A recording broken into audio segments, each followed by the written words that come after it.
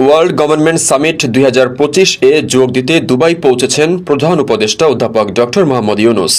বুধবার স্থানীয় সময় রাত 11:15টায় দুবাই পৌঁছান প্রধান উপদেষ্টা।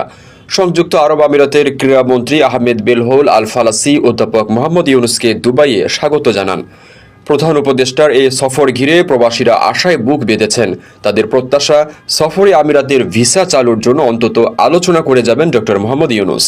অধ্যাপক মোহাম্মদ ইউনূস সাহেবের সংযুক্ত আরব আমিরাত আগমন আমাদের বাংলাদেশের জন্য একটি বিশাল সুযোগ তৈরি করে দিচ্ছে বিনিয়োগ এবং ব্যবসায়িক বাণিজ্যিক সম্পর্কটাকে উন্নয়ন করার জন্য।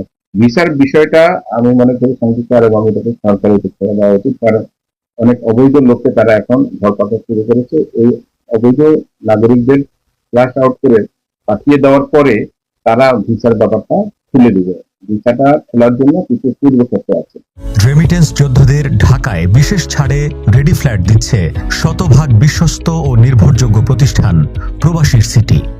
ডক্টর আহমেদ বেলহৌল আল ফালাসি ওয়ার্ল্ড গভর্নমেন্ট সামিটে অংশগ্রহণের জন্য প্রধান উপদেষ্টাকে ধন্যবাদ জানান এবং গত এক দশক ধরে দুবাইয়ে হয়ে আসা আন্তর্জাতিকভাবে অত্যন্ত সমাদৃত এই সম্মেলনের বিষয়ে অবহিত করেন। উভয় নেতা দুই দেশের মধ্যে ক্রীড়া ও সাংস্কৃতিক ক্ষেত্রে সম্ভাব্য সহযোগিতা বিনিময় সহ পারস্পরিক স্বার্থ সংশ্লিষ্ট বিষয় নিয়ে আলোচনা করেন। এ সময় পররাষ্ট্র উপদেষ্টা তৌহিদ হোসেন, সংযুক্ত আরব আমিরাতে বাংলাদেশের রাষ্ট্রদূত তারেক আহমেদ এবং ঢাকায় নিযুক্ত আমিরাতের রাষ্ট্রদূত আবদুল্লাহ আলী খাসেফ আল হামৌদি উপস্থিত ছিলেন। এর আগে প্রধান উপদেষ্টা ও তার সফর সঙ্গীদের বহনকারী এমিরেটস এয়ারলাইন্সের বাণিজ্যিক ফ্লাইটটি গতকাল বুধবার সন্ধ্যা 7:45 ঢাকা হজরত শাহজালাল আন্তর্জাতিক বিমানবন্দর ত্যাগ করে।